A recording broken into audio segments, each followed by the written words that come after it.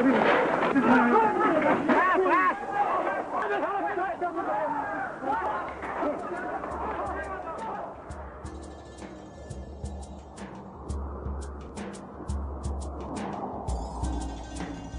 history of Tibet is one that is rich with religion and also very bright, colorful traditions of dance and song.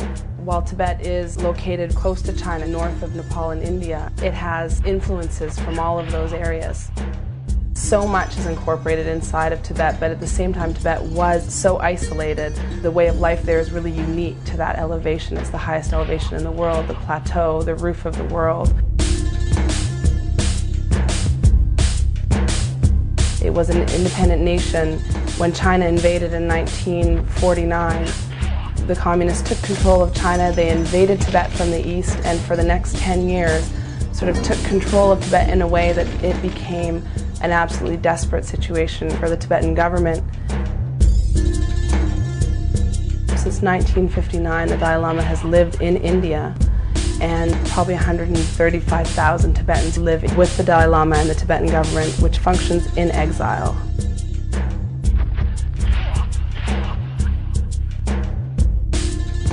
Over the following decade, the people began to rise up and they began to fight back. From that point on, the repression really became extremely severe.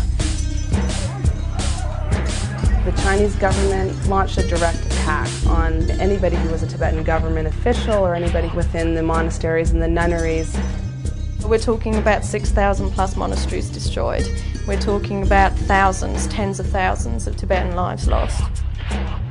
If anybody was found out to be doing anything that broke Chinese law, they were imprisoned, tortured.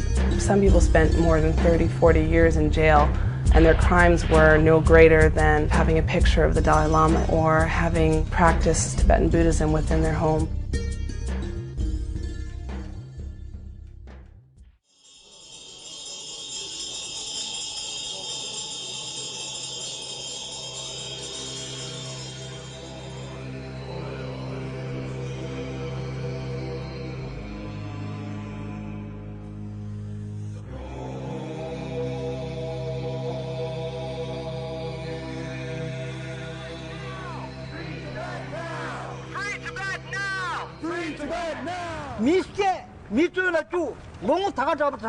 Palden Gyatso is a Tibetan monk who spent more than 33 years in prison inside of Tibet for taking part in a demonstration and for putting up a poster. That was his crime. He was beaten and tortured and brutalized in ways that are beyond belief.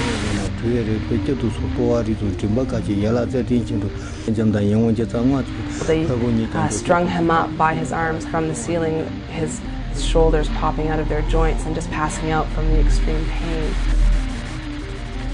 Another thing that they quite regularly use on Tibetan political prisoners are cattle prods. Electrified prods that you would use on cattle to make them move along, they would use on people. On the nuns, they would rape them with these cattle prods. They stuck the cattle prod into his mouth, they broke his teeth. The electric shocks themselves were so intense that in fact all of his teeth fell out of his head.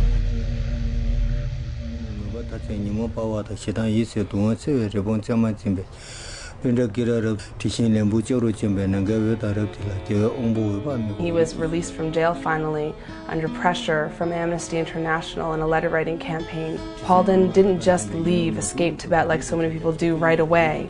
He went back to the prison and he actually bribed the guards to give him some of these instruments of torture that were used on him and used on the other prisoners, and he brought them when he escaped from Tibet into India. What that did for the rest of the world was it gave people a visual image, the actual instruments of torture that were used on him.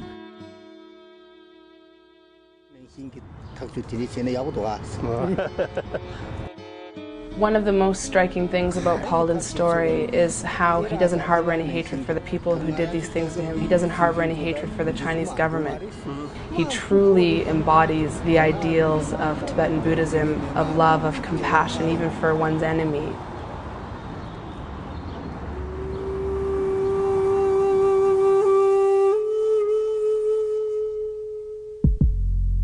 Tibet is a very resource-rich country. Tibet has vast copper reserves, a lot of gold reserves, a lot of minerals that China desperately needs for its own economic development.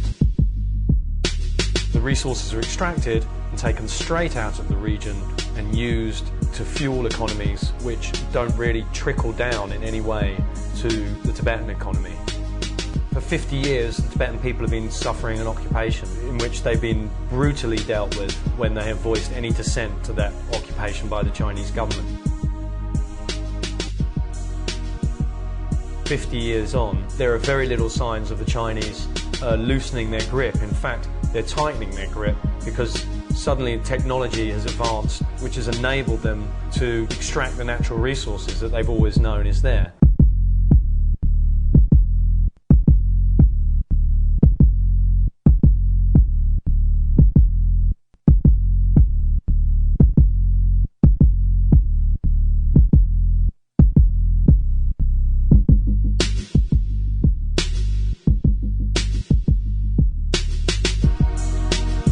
Look to what Tibet represents in this time, which is sort of uncertain, I think, for all of us, the ideals of nonviolence and compassion. I really do believe it is a symbol for our world, especially for our generation and for the youth right now, to what is possible.